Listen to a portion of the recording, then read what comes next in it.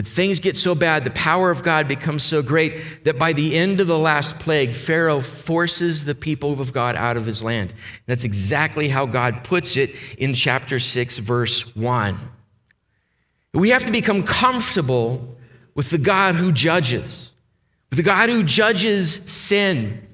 We have to be comfortable with this. And we have to ask ourselves questions like this. Do we want evil judged? Do we actually want it judged? Friends, there's a lot of evil. There's a lot of injustice in this world.